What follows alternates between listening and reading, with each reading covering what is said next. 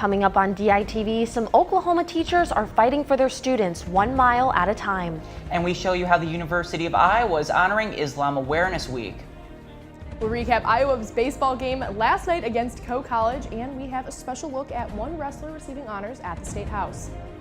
Yesterday finally felt like spring with rising temperatures. Find out if the warmth will continue and whether. All that and more coming up on this Thursday morning edition of DITV. Don't go anywhere, DITV starts right now.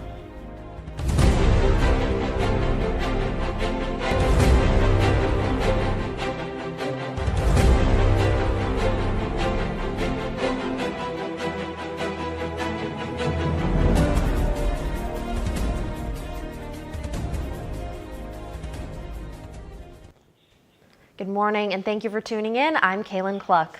And I'm Ethan Gutstein.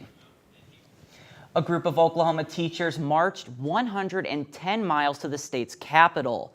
The march began last Wednesday and wrapped up Tuesday afternoon when the teachers arrived in Oklahoma City. The teachers marched for raises for themselves, raises for support staff such as janitors, and $2 million in education funding. Oklahoma lawmakers signed a bill giving these teachers some, but not all of the money they asked for. Oklahoma Public Schools hosted a cookout to commemorate the end of the march. Last night, LaPorte City authorities said volunteers were no longer needed in the search for missing 16-year-old Jake Wilson, who went missing 5 days ago. Wilson, diagnosed with autism, was on his way to Wolf Creek near LaPorte City when he went missing. Since then, volunteers have scoured a 10-mile radius of the town in search of Wilson, with no luck. Officials are now calling in specialists who have training in searching through waterways and other places that are not easily accessible. Be sure to stick with DITV for updates as the story develops. The University of Iowa is celebrating Islam Awareness Week in a unique way. The Muslim Student Association is hosting various events throughout the week, including Hijab It Up. DITV's Junyuk Kim tried wearing a hijab himself. Junyuk? Hijab is a costume that Islamic people usually cover on their face or head with their religious beliefs. And Hijab It Up is the event where the public could attend and wear hijab. The public could also learn more about it. Hijab, like the Arabic word for it, means just cover, so to cover something. It doesn't only mean like the hijab that a girl wears on her face, it means multiple things, but one of them includes like the hijab that a girl puts to cover her hair. Then, why did they specifically select hijab as a theme? Hijab It Up is basically an event dedicated to non-hijabis to see how it is to wear a hijab and experience it, because there's so many misconceptions when you see a hijabi. You think that she's probably being forced, or like she doesn't want to wear it, or oh she like hot, you know what I mean, or feeling hot in it. So I think this was a good way for non-hijabis to just experience how it actually feels, and so we got a lot of positive feedback and support, and yeah. Since this week is dedicated to be as Islamic Week, Muslim Student Association has been holding various events giving Islamic awareness since last Monday. More events are coming up until Friday. Learning new culture is always exciting. It may give you a better understanding of culture. Reporting from University of Iowa, Junyuk Kim, DITV News. To find out more about their events, you can visit their Facebook page by typing University of Iowa Muslim Student Association on Facebook. The Iowa City Fire Department responded to a report of a basement fire yesterday morning. Authorities got to the fire around 1:50 a.m. and saw smoke and flames coming from the house on the 2000 block of Russell Drive. No one was hurt, and all had evacuated before the fire department arrived. There is no estimate yet as to how much damage was caused. The UI Mobile Museum kicked off its 5th year of traveling around Iowa by making its first stop right here on campus. The museum was parked in the plaza by the main library yesterday for students to get the first look. This year, the museum features 3 physical exhibits: Discover, Develop, Deploy, A Matter of Scales, and Wild Iowa. The museum also has digital exhibits on display, touch screens that show visitors insight on what's happening in a variety of UI units. Biggest focuses is to have all this information relate to people. That is why we travel all over the state, and why many of our exhibits are interactive, is so that people can learn where they're at and not have to leave their community, for example, to come to Iowa City. The Mobile Museum's travel season goes until October 31st. The Iowa City Public Library Bookmobile has been bringing the library all over Iowa City for 1 year. The anniversary coincides with National Bookmobile Day, which called for celebration. Yesterday, the Bookmobile gave away treats to all its visitors. Since the Bookmobile's start, it has driven over 6,000 miles, greeted over 12,000 visitors, and checked out over 20,000 items. You know, Ethan, it was so nice to walk here this morning and not need a winter coat for once. I know, I really regret not wearing shorts. But let's toss it over to Gus to see if these warm weathers will stay. Gus?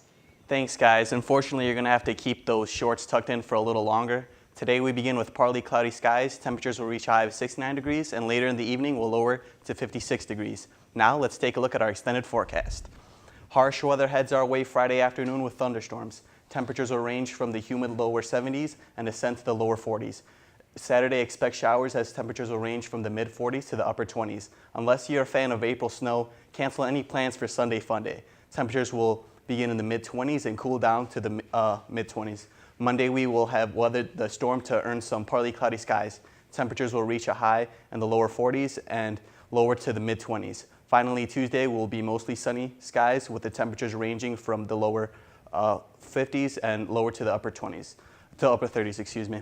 At least after this weekend, we're finally done with the snow and we'll see more sunshine and warmer weather. That's your weather for this week. Ethan, Kaylin, back to you guys at the desk. Thanks, Gus. Students applying to the UI will have the option to use a new application method starting this fall. The Common App is an online application program that provides students with 24-hour assistance. It connects applicants to financial aid and scholarship tools, a digital portfolio, and virtual mentors. A press release from the Common Application said, quote, "By becoming a Common App member, the University of Iowa will gain exposure to students who may not have otherwise considered the institution," end quote. Common App is currently being used by over 700 undergraduate colleges in the United States. This week, the student organization CAB is hosting a coffee crawl throughout Iowa City. Students who bought a $5 CAB mug get a $2 discount at select coffee houses in Iowa City. The event started on Monday of this week at Bread Garden and has worked its way through the Java House, Prairie Lights, High Ground Cafe, which is where the deal is today, and tomorrow the crawl will conclude at Cortado. And you know, with this warm weather, I'm sure baseball is enjoying not having to play in the snow anymore. Exactly, and me not having to watch baseball in the snow. But now it's starting to feel like baseball season. Let's toss it over to Mary Kate with more. Thanks, guys. Yeah, it was awesome to be at that game yesterday. It was 60 degrees, 6 o'clock game. Can't ask for more than that. But following a cancellation of their road game at Bradley on Tuesday, the baseball team picked up a midweek matchup when they faced Coe College last night in Duane Banks. The Hawks got off to a hot start in this one with 8 runs in the first inning, including this RBI double from Robert Newstrom. But the star of the night for Iowa was Lorenzo Elon, who completed the cycle and had 5 hits on the night, which tied a school record, which included this 3-run homer, which was his second home run of the night. Iowa cruised to a 16-1 victory in this one. I didn't know it tied the school record for hits in the game, but I was just trying to, this whole week we was focused on getting our pitch and making, not missing it, and that's what I was fortunate enough to do today. The big thing tonight was just getting a game. You know, it was unfortunate that we got canceled yesterday, and here we sat on the first warm day we've had in a long time, and to not be able to play anybody would have been terrible this week. We didn't use our bullpen a whole lot, and we didn't go very deep in the bullpen against Ohio State. So, you know, we really needed to find somebody to play us, and thank goodness Coach Cook and Coe College agreed to play us because it wasn't ideal for them. You know, they're a very good team, but they couldn't use any of their, you know, a lot of their pitchers because of the conference games yesterday and the ones coming up against Central. So for him to play us, I really appreciate that. Enabled us to get out there and play, get some at-bats, but most importantly, get all those pitchers out there to throw, which I thought they threw well. And I really like the fact that we jumped on them early, which enabled me to play a lot of guys and get everybody in the game. We got the starters out fairly quick, which was great. They got 2 or 3 at-bats. They were out in the 4th or 5th inning. Everybody got to play. So we couldn't have drew it up any better. The only negative tonight was that we were pretty sloppy on defense. You know, two errors in the first inning and then, you know, another one later on. But anyway, overall, I was just really happy with how things went tonight. The baseball team will be back in action this weekend when they head to Lincoln, Nebraska to face the Cornhuskers. That'll start off with a doubleheader tomorrow. University of Iowa senior linebacker Josie Jewell has been named to the National Football Foundation Hampshire Honor Society. Now in its 12th year, the Hampshire Society recognizes senior football players who are starters or significant reserves and carry a cumulative grade point average of 3.2 or higher throughout their college career. Jewell, a native of Decorah, Iowa, carried a 3.25 GPA and earned his bachelor's degree in enterprise leadership. He earned academic All-Big Ten recognition for the third straight year. Jewell in 2015 became the only sophomore under Kirk Ferentz to be named a permanent team captain, earning that recognition 3 straight seasons. And he has a big couple weeks coming up for him as the NFL draft will take place in about 2 weeks from now. Iowa wrestling Spencer Lee continued his victory lap yesterday at the Iowa State Capitol. Senators and representatives honored Lee's NCAA National Championship with a resolution of recognition. DITV's Bo Bowman reports. Winning a national championship has a lot of perks. Anything from getting serenaded in the dorm showers to having a Pokemon named after you.